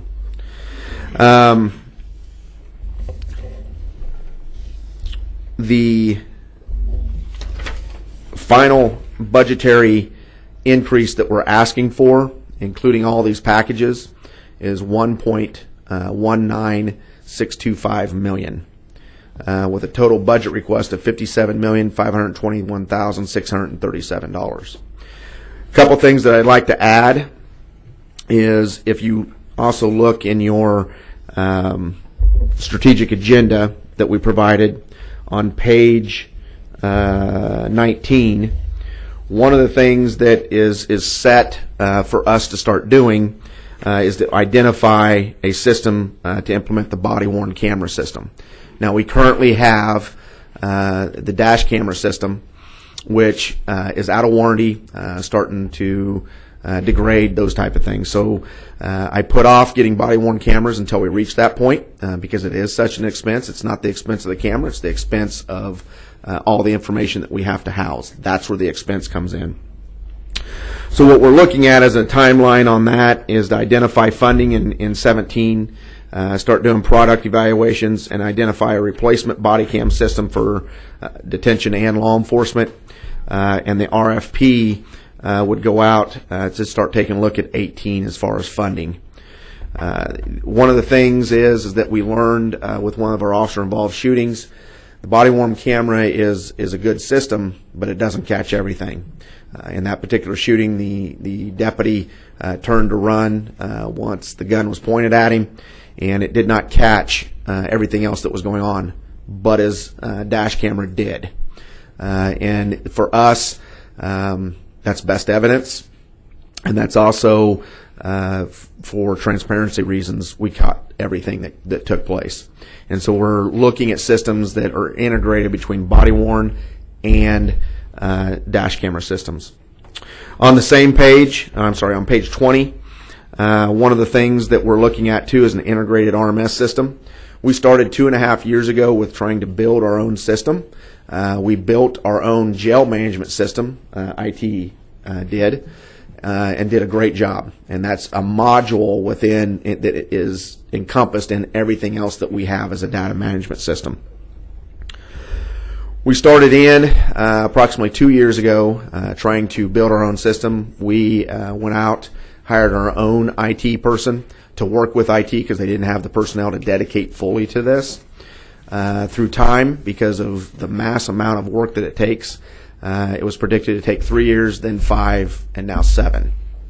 And so we've stopped that project. We got with the Wichita Police Department. One of the things that has been missing in this community is an integrated RMS system between 911, the Sheriff's Office, and WPD, which means all of our stuff can be seen, all of it would run efficiently, and would provide everybody within those 3 departments the same information without having to build or drill through firewalls and all this other stuff that we currently do. The PD is kind of looking at another system. However, 911 is slated to start looking at a new system for dispatch needs. And it just makes sense for us to be part of that particular CIP project because at least we would have 911 and the Sheriff's Office on the same exact system. So you're not buying different systems for everybody else that needs these systems. Plus, it's more streamlined, it's more efficient, and I think we would get our money's worth out of both of us being combined. So those are 2 things that we're looking at to combine with 911, and then also looking at body-worn camera issues for CIP in 2018. And I'll stand for any questions. Okay, Sheriff, we have a couple. Commissioner Renzo. Yeah, Sheriff, back on that decision, the first decision package, you said something started in 2015 or 16. What was that again? I'm sorry, this is in reference to the deputies, the additional deputies. Is that the decision packet? And what was your question again, sir? I missed exactly what you said. You said something was passed to you or started in 2015 or 16, doing something. Well, no, in 2015 is when we actually started seeing the increases that were really affecting our personnel. Okay. And then in 16, it got a lot bigger, and we're predicting it to be even more because of what we're seeing already this year. Yeah. I have some questions about medications in the jail. Mm-hmm. Okay. Now, how does that work as far as, I'd like to get, if you have this, a list of medications you provide and their cost, per unit cost, and kind of have some understanding of, is that included in the overall deal? Do you pay extra for it? Or No, it's included in the contract. They just throw it all in there. Mhm. Somewhere, I would think, though, I don't know, maybe you don't. I guess I need to know if you have, if within the contract, the cost of each of those medications is specified. I just want to see if there's a way to reduce medication costs. So I got to know what the starting point is. Mhm. So that's all. Well, and I can tell you, if you want to speak to it, go right ahead. I don't have all of the details, but we have 95% of the medications that are required by people who come into our facility within the jail, within the pharmacy. So you think about 95% of the pills that everyone's on, which could be heart medication, cholesterol, any type like that, is already in our pharmacy. I don't have individual costs, but I will tell you that the people who are on medication for psych drugs, and this could be one pill, it could be 5 pills a day, it costs us 92 cents per day per inmate that's on that medication. And 25% of our inmates are currently on medication for psych drugs. So that's just kind of a snapshot. But to get all of the costs per the medication, it'd be pretty arduous, but I mean, we can do that. How about some of your biggest hitters? Okay. I don't know. Okay. 10, 15, 20, I don't know. I want to have a baseline that I can compare with. Okay, we can do that. Okay. One of the most expensive medications is the psychotropic drugs, and so we've known for quite a while we get those at a very cut rate. You know, the other thing about those medical costs, and I have it here somewhere, but last year we had 16 patients, and just taking a snapshot of it, we had 16 patients that cost us $502,000, and that was at the Medicaid rate inside the hospitals. If we weren't getting that rate, it was $5.2 million worth of medical care that we would have had to pay out. So I think that we are, with our medical provider, screening these inmates very well as far as who needs to go to the hospital, who doesn't, to try to watch those costs. But I'll just be honest with you. Most of these people coming in haven't been to a doctor in years. They're very sick. They've never been taking those medications, and by law, I'm required to give it to them. And it is a very expensive adventure in there with the medical costs. But we'll take a look at what the biggest medications are that we provide and what those costs are, and we can get that back to you, sir. But the comment is that these pharmaceuticals are inside our medical contract? They are. Including the psychotropics? They are. All right, thank you. Commissioner O'Donnell? Thank you, Sheriff. Two things. Are we in a long-term contract with our medical provider? We're in the third year of the contract with 2 more 1-year increments of extending, yes. And is that those 1 year, is that on the county's side if we decide, or is that on? No, it's whether we decide to re-up with them on the additional. Because with some of these contracts. increases, do you feel like we could go out for a competitive bid for other providers? Well, I think with some of them you could. You have to remember that some of the medical providers are not near as good as what we have now. The other issue that we have is that we have the mental health pod. That is something that CCS is almost exclusive to. They run about 3 of them around the country. Some of the other folks that we've looked at have not entered into that business, and so that's a little bit problematic. Do you know what their policy is on the type of drugs that they use? I know with the state of Kansas, we were fighting the generic versus name brand for psychotropics, and using Abilify versus some of the generic drugs that somebody like you or I would probably use, because the Medicaid providers were getting huge kickbacks, huge rebates. Yeah. From the drug companies. Do you know how that works? They almost always use, well, they start them off with the generic. If by chance, And there's some occasions that the generic So is they not use doing. a step therapy type Oh, yeah. program. Okay. Yes. Okay. Yeah, they don't start off, and we get a ton of complaints from family outside, folks inside saying, well, that's not the medication I'm supposed to be on. Well, it's the generic version. And so we'll get tons of complaints, and half the time, because we can't force medicate, they're not taking it anyway. Okay. So. Well, good. Thank you very much. All right, thank you. Commissioner Howell. Thank you, Mr. Chairman. Just a couple of questions here. On the 2 deputies per homicide defendant issue, is that a state mandate that requires that? Or? No, it's a safety issue for us because of the nature of the charges. I don't know if you've seen across the nation when you have homicide trials and the family gets upset, those type of things. It's for the protection of the jurors because a lot of times those folks are not happy with the jurors or the judge. So it's a safety issue. Okay. I just was wondering, it seems like 10 deputies seems like a lot, but as long as you have latitude to make that decision, I'm okay with it. I just wanted we to are. make sure where that was coming from. And in terms of, it looks like you're requesting 4 folks to do that role.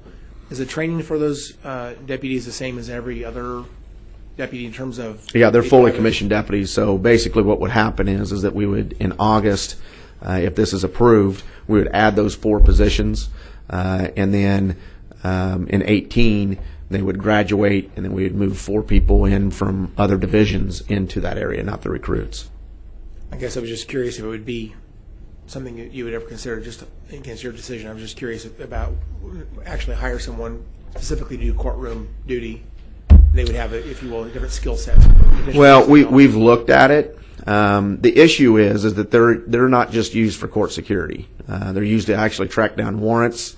They're used to supplement us in the field when we have a major disaster. They're used for transportation of inmates back and forth. So a part-time basis we don't feel would be conducive to what we need, because the commission deputies are commissioned for a reason so that they can do a variety of tasks, and a part-time position wouldn't be allowed to do that. So they're stuck in only one task. Okay. And in terms of courthouse police, they provide security for this courthouse building, but not for courtrooms, I guess? No, they do not. That's by state statute. Yeah, okay. And then this may or may not be a question that you want to answer, but I'm just curious, maybe this is better for someone else, I don't know. But just doing the simple math division, it's interesting to me that the benefits for the 4 FTEs calculates out to about $32,491 per person, but the two FTEs for the office specialists is $23,546.50. So I'm curious, why are benefits different per different positions? You mind if I answer that one? Go right ahead. Okay, so because the detention deputies are actually on KPNF, because they'd be commissioned, they get a higher percentage than the office specialists who would be on the regular CAPERS plan. So the sheriff percentage for KPNF is about 20%, CAPERS would be about 10%. Okay. So that's typically the reason you'll see that. All right, that's a good answer. I guess my final question would be in terms of the server. We just got a presentation a minute ago from our IT folks about the servers that they maintain and provide equipment and things like that. But yours is separated out under the sheriff's budget. I'm just curious. I don't quite know why that would be. Why do we not have IT basically providing the infrastructure for the sheriff's department? Well, the only thing I can tell you is anytime we go buy a server, we got to pay for it. IT doesn't pay for it. Okay. So couldn't tell you the reason why that is, but when we add any type of, just like the voice-to-text product, if we add any type of infrastructure, we have to pay for it out of our own budget. Now, they maintain it. Do you have some IT specialist type people under the sheriff's umbrella that kind of determine the architecture of their system and that type of thing? Or We have one, yes. You have one? It seemed like $200,000 for, what was it, 25 terabytes? No. Did I read that right? 200. 200 terabytes, okay. I just want to make sure that's a good deal. I don't know that it is or isn't. I just don't know. I would think that. Compared to what was the last server we bought? How much that cost, Dave? It was in the same amount of money. We spent about $100,000 on the existing server. The one that we had spec'd from Joe Courier and ITS is the same one that the district attorney's office just bought. It is for the price point, the system that ITS recommends. We did look at others, but they were far more expensive than what we're looking at. All right, well, thank you. Thank you once again, Sheriff, and thank you, Chairman. Okay, thank you. Commissioner Dennis. Thank you. My question is, out of a $57 million budget, is pretty small, my question, okay? But the Dragon software, I've used it before, and it requires the software to actually learn the individual's voice. Correct. And it requires editing at the end. Correct. We have to edit anyway when the reports come out from the typist, because there's mistakes that are made, those type of things. The deputies have to review those particular reports, make any corrections, send them back to be retyped. Okay. I guess my only question is, Dragon probably is the best one I've used, but it's not perfect by any means. No, it's not. It's a lot better than what we have. And each one of those deputies in their cars, it learns their voice fairly quickly because they each have their own cars that they use. So it's not like it's trying to adjust between 3 shifts of deputies. Okay. Very good. Well, as long as you've tested it well and it works for you, I don't have a problem. We tested a couple of them, and then looked at some others. Some others just didn't have the requirements that we needed to open up other type of programs, those type of things. And this one tested the best. Okay. I just wanted you to know that it's not perfect. No, yeah, we know. Thank you.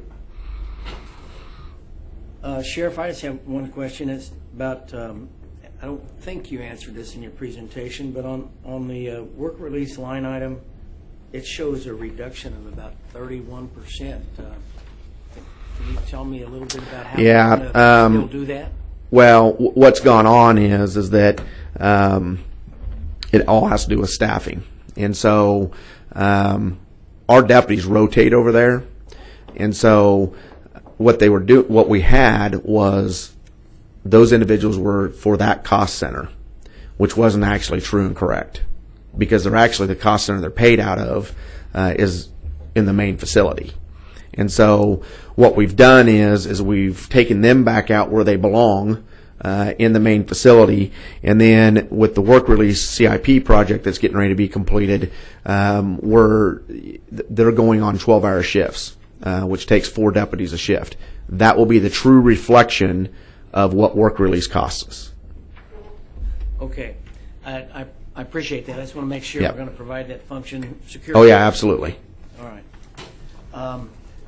I don't see any other questions, Sheriff, so thank you very much for the Thank you for your time.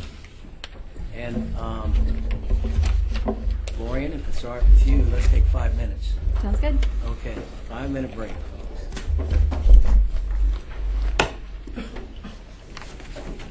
Harris called me again. Oh my He goodness. calls all the time. I just need to tell him what Richard tells him, and then he won't bother me anymore. Yeah. Well, I talked to him for 20 minutes. Yeah. He goes, you didn't call me back on Friday. I go, I was down at the funeral. Oh, you didn't have a phone? No, I had a phone. I was out of town. I don't want to make him mad, but I'm about ready to. Oh, it's like you're making me worry, George. Fine, I'll call you back. He might diss me in public meetings, but he doesn't call me anymore. Right. No, you're the smartest one up here, I Richard. didn't exactly say what he said. I said that. You're an island. Huh? You're an island. We just need to be more bold. Well, Lorian, Lorian, I think we're about ready to go. If you're ready, we can be ready. Absolutely. Our final presentation today is the Department of Human Resources.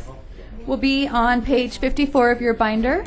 There's one decision package on page 523, and she also has an alternative reduction proposal that'll be on page 642. So I'll turn it over to Eileen McNichol. Good morning. Good morning. Good morning, Chairman, Commissioners. I'm Eileen McNichol, your Chief Human Resources Officer, and I'm going to be reviewing the 2018 HR budget for the 110 funds. Benefits I won't be covering today. Those are in Fund 611. They're not a part of this presentation except for the alternative reduction proposal. Our costs are mostly administrative, and we do have a few program or service costs that I will be reviewing. The mission of Human Resources is to guide a positive employee experience through the total rewards of compensation, benefits, work environment, and employee development. And this year, we're adding talent management to help our employees deliver quality public service. Today, I'm going to be presenting information about our Human Resources Administration, employment, compensation and classification, work environment, and employee development. Our HR administration function is guided, it's run with 5.8 full-time equivalents, and we oversee strategic planning, talent management, records administration, and policy interpretation. We provide proactive HR programs to increase attraction, retention, and employee engagement. We partner with our departments to help manage employee performance to promote effectiveness, productivity, and efficiencies. We do have one program that is in this fund, and that is our retirement recognition program. For all of our HR divisions, we use the following performance measures for attraction, retention, and engagement. All of these metrics are also provided by department to each of the departments in the Employee Experience Indicator Report, which went out last week, I think maybe 2 weeks ago. The information that you see on the screen here for our metrics under attraction is time to fill positions in less than or equal to 45 days.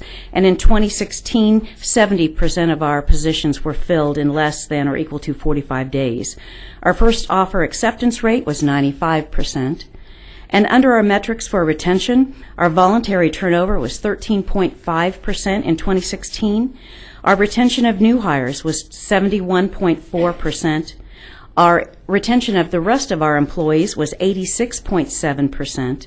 And for our pilot program of the Supervisory Competency Certification Program, part of that is having a 180 online competency survey, and the expectation is to have our supervisors get a 3 rating. And 89% of our supervisors did get that 3 rating. Under engagement, we have our first year employee engagement rate of 95.2, our first year absenteeism rate of 2.8, and our absenteeism rate for all the rest of our employees is 3.8%.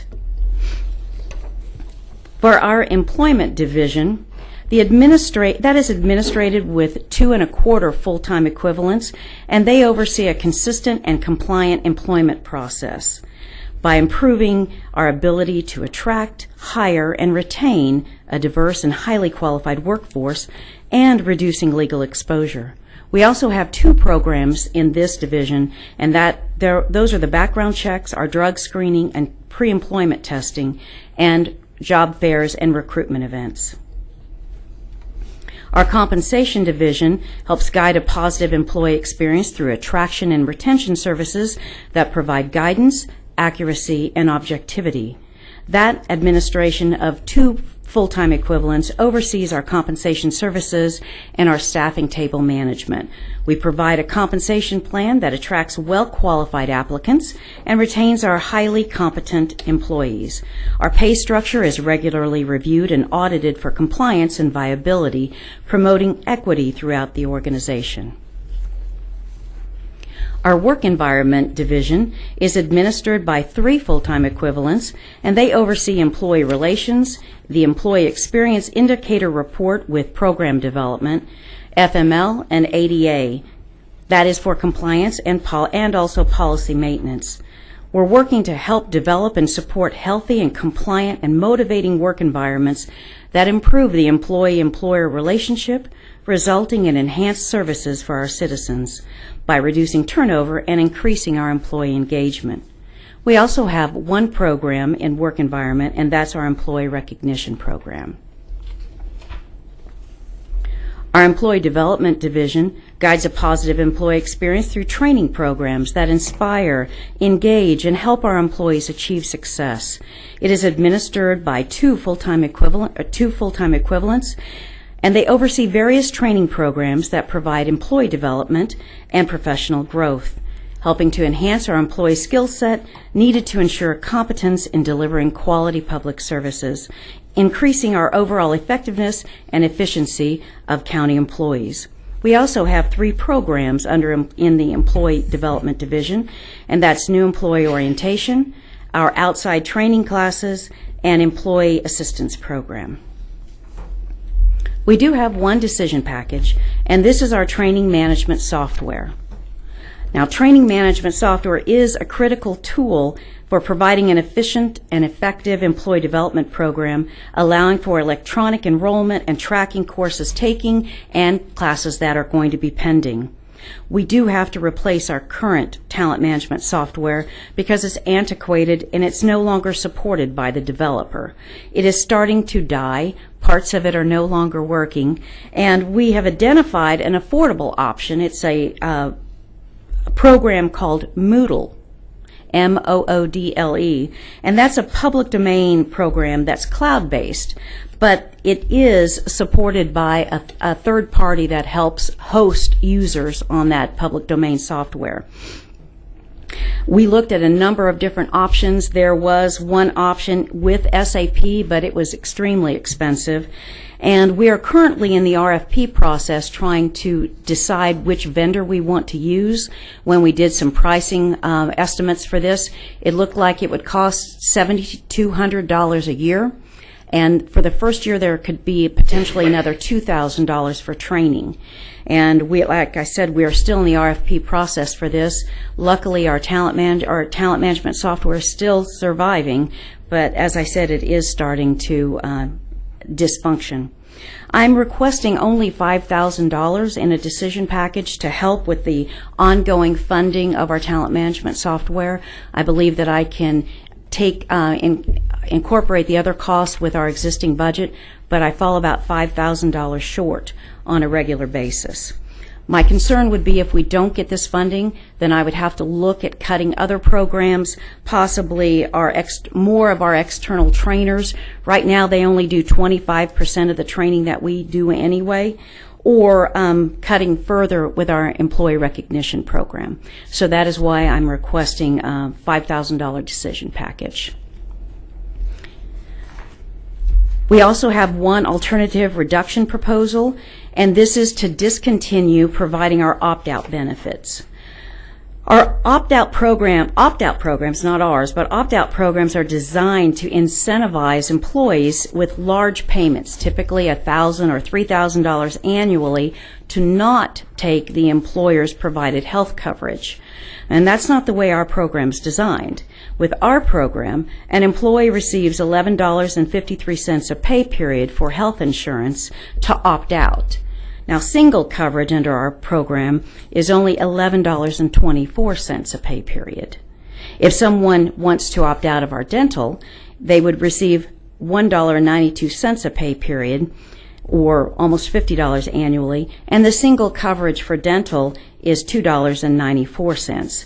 In essence, we're providing our employees just a bonus to not take our insurance, as opposed to incentivize them to not take our insurance. Currently, 22% of our opt-out participants by law can be covered by their parents' plan because they're under the age of 26. 2% of our folks who opt out of our coverage are eligible for Medicare.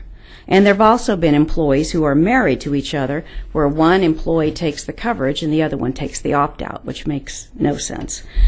So we've been offering this benefit for decades, and we haven't changed the amount of the opt-out for all those years. If we were to discontinue this, we would save approximately $76,000. This is a summary of the department expenses from 2017 to 18. There's a 1% increase, and it's based on the personnel cost changes. We have a $5,000 decision package, and we are suggesting that we could save the county $76,000 by opting out of or to discontinue our opt-out program for benefits. I would be happy to answer any questions that you may have. We have a couple of questions. Commissioner Ranzau. Yeah, with respect to people that are eligible for Medicare, do we have to provide insurance for them, or? They have the option of taking our insurance. They're not required to take Medicare. They can, if they're employed, they can use their employer's coverage. I mean, are we required to give them that option, though? Yes. I mean, everyone has an option to, I may not be understanding your question. Everyone has the option. Can we choose not to offer health insurance to people who could get it through Medicare? We do offer insurance to all of our employees. I know that we do, but do we have to? We could make that change, I suppose. I would have to check into that to make That's sure. all I'm asking. Yeah, From we a would have legal to check point of into view, that. if I would have to check into that. I think that issue had come up before a few years ago, and I don't remember the answer to that. So I'll find out. You brought up the 2% Medicare. I'm one of those guys he's talking about, and in running the numbers, I think it's less expensive for me personally to stay with the county's insurance, so that's why we do it. But I'm sure. If you said we're not doing it for you old guys, well, then I'll take Medicare. So we're kicking you off, Dave. I'm specifically concerned about commissioners. There can't be too many of us around. I don't know. So, Commissioner Howell. Thank you, Mr. Chairman. Just one of the first slides there talking about retention, 71.4%. Is that just the first year? 71.4% retention on new hires? Which one? Slide 4. Oh, retention of new hires? Yes, sir. So we're losing about 30% of our employees in the first year? Yes, sir. Okay. That's not a good number. Correct. And the 86.7, that's over the 2-year period, right? Correct. So those are folks after their first year and beyond. Everyone else. That is, I'm not thrilled about that number. Can you please just define the word engagement? What do you mean by that word? That's a word that typically means beyond satisfied. It's the typically the way it's regarded is that folks are willing and able to give more. They have a discretionary level of effort that they put into it that's above and beyond. It's that sense of wanting and willing and desiring to give more. It's above an satisfied level. Okay. I think I know the answer to this question, but let me just verify. Do we have random drug testing policies for our employees? Do we routinely test them as they continue their employment? Not just entry to the position, but do we continue to test them randomly over time? We do after accident. There are some departments where they do it. We don't do it for every department. It's not random, but that's because of an incident. It's incident Correct. based. Okay. But we do that routinely for new employees, for new hires. We do that testing as a condition part of of employment. right. Correct. Okay. I understand the opt-out thing you talked about. Are you saying that for someone who opts out, it costs us more money if they opt out in terms of if we just paid for their benefits versus them opting out, it costs us more money than the benefits would cost us? The premium, yes. I mean, if they had high claims, as we're self-insured, we would be paying their claims. I think we ought to consider a policy that would simply, as our costs go up and down, we ought to amend those numbers yearly. We shouldn't be using static numbers. And I don't think it should cost us anything. If they want to make that choice, again, I know you said we'll save $76,000. But however, if someone has a spouse that works and they have qualified insurance through the other person in their family, I think we ought to be willing to let that person make the choice for themselves. I mean, under the Affordable Care Act, they have to have insurance one way or the other. So, correct. We're not incentivizing them to have insurance by doing it this way. I'm simply saying if they have more than one insurance option for their family, let them make a choice. And if they don't want to take our insurance, it shouldn't cost us money. Right. On the other hand, I don't want to waste their money because, in a sense, a benefit is a part of their salary. So, salary and benefits. Benefits is considered an advantage to the employee. It costs us something to give them a benefit or give them the equivalent of that benefit. It should be their choice. I would rather see this. We still save $76,000 by doing what I'm suggesting, but change the reimbursement rate to those employees based on actual costs. If it costs us a different amount next year, we should give them that amount if they opt out. It would still save us $76,000. I don't want to force them to have a second type of insurance if they already have other qualified insurance. I don't want to make that decision for them. I think they ought to have the choice. And if they want to take that in a paycheck, that's their choice. It won't cost us any money. We'll either pay for the benefit or pay for them to not take the benefit the same amount. So for us, it's a wash. Does that make sense? I see it as an expense that we don't need to have. I agree, and it would be an expense we don't need to have. We still potentially give them the money if they don't want the insurance. They have qualified insurance in some other way. That's their choice. I don't want to give them more than what that costs us to not take the insurance. I agree with that part of it. So we still save the $76,000. But I don't see the savings of $76,000. Whatever it costs for us to give them benefit, if they don't want it, give them the money instead. So it's still the same $76,000 in savings. I'm sorry, I'm not following that. I apologize. Does anybody else understand what I'm saying here? No, I don't. Okay. Give me the numbers again. How much does it cost us per pay period next year for benefits, please? It's $11.53 a pay period for the health insurance, and the premium is $11.24 for single coverage. I don't want to give them $11.53. I want to give them $11.24. But we don't need to give them anything if they choose not to take our benefit. But it costs us $11.24 if they take the insurance. Correct. So well, no, it costs them 11. If I spend $11.24 on their behalf, or I give them $11.24, I don't care. To me, it's the same dollars. But to them, if they have other insurance, they might rather have the money rather than having a second set of insurance they don't have any But use they don't for. have to take a second insurance. If we're paying for it, they're going to have it. If we're going to pay $11.24 on their behalf. If they sign up for it. Okay. I guess we'll have to talk about this later. To me, this is common sense, but we'll save $76,000 either way, the way I see it. Maybe I'm not doing a good job explaining this. So I'm sure we'll get to that at some point. I don't know when that will happen, but I agree with saving $76,000. I don't agree with forcing them to take a benefit that they don't want. But you're not. I mean, maybe the situation is that an employee can decide whether or not they want our insurance, and if they don't want it, then they don't have to take it. And right now, if people want to opt out, then we're paying them not to take it. So you're saying, okay, so by not paying $11.24, that's where the $76,000 is coming from. Correct. Okay, I got you now. All right. And not every employer, very few employers do an opt-out. It's something that went away, and I think now some employers are starting to use it again to incentivize their employees to not take their insurance so they don't have that cost. Okay, so I understand. My understanding was flawed. I get what you're saying now. Okay. I apologize for my misunderstanding.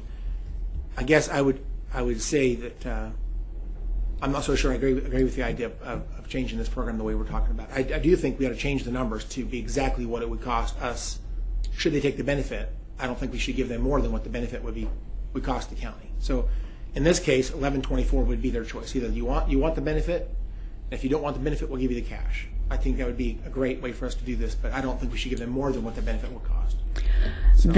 Just for clarification purposes, the design of an opt-out program is to try to make it so attractive that someone would choose not to go on our plan. Oftentimes, companies will give $1,000 to $3,000 to an employee not to take the coverage because they don't want the cost. That's the purpose of an opt-out program, and that's really not the way ours is designed. Okay, and just real quickly, let me do some math real quick. Yeah, it's only about $300 a year. Okay. Right. All right, well, I think I made my point.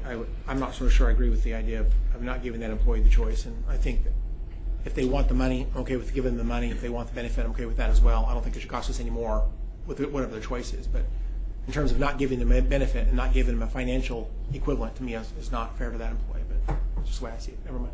Thank you, Mr. Chairman. You're welcome.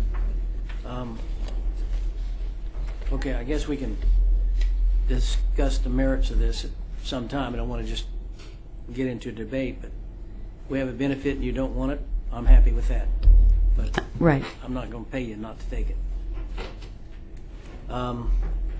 Any other questions? Okay, thank you very much. Thank you. And so, Lori, and the whole area benefits, and we're talking about that at another time, are we? Yes, it'll be later on. They're finalizing the numbers. Okay. What next now? That was our last presentation for the day. We do have time if you have any issues you'd like to talk about, any questions. Otherwise, I'd recommend that we adjourn for the day. Hey, Commissioner Howell. Thank you, Mr. Chairman. One of the things I was hoping we would get into at some point during the briefing today is what about the just lost the description, but the what am I thinking about, Richard? The insurance program where you can Health savings account. health savings account. There you go. Healthcare savings account. I keep bringing this up year after year after year. I'm curious. Has there been any work to present any type of option for these employees that may want to use that program instead of a traditional plan that we've been offering? Yes, we're developing some options that we're going to be providing to the executive team for their review for 2019. And part of that would include high deductible health savings account. Okay, so it'll have to be another year. Yes, sir. It's always very advisable when we go from a plan. Right now we have one single plan, and what we would be doing is we would be offering options for our employees. And with a health savings account, there's a tremendous amount of education that needs to go along with that. And so we would want to have as much time as possible to provide that, which we would use 2018 to do that once the board decides how you would like to go forward. Okay, just for the record, I think I brought this up 2 years ago. And Yes, sir. I'm continuing to think we're missing opportunities. And again, I'm not suggesting we would force any employee. I don't want to make a decision for any employee, but as a matter of options for people who are, in their mind, they're very healthy, this would be a huge benefit to them. It would lower their costs and improve their insurance ability. So, to me, we're missing an opportunity by not being more aggressive in trying to get this defined. So I'm anxious to get this done. I'll just make that comment. And again, if people like their traditional insurance, I'm okay with that continuing for those employees. But I think we need to get serious about this healthcare savings account option for employees. So let's make that comment. Thank you, Mr. Chairman. You're welcome. It's kind of axiomatic that if young, healthy people leave the system, other people not so healthy, the prices go through the roof. So part of the thing about this organization is we're all in it together. So I mean, I just want to say that. So that's part of the thinking. Okay. Any other comments? All right then. We will be adjourned until when, Lloyd? Tomorrow at 1:30. Okay. Thank you.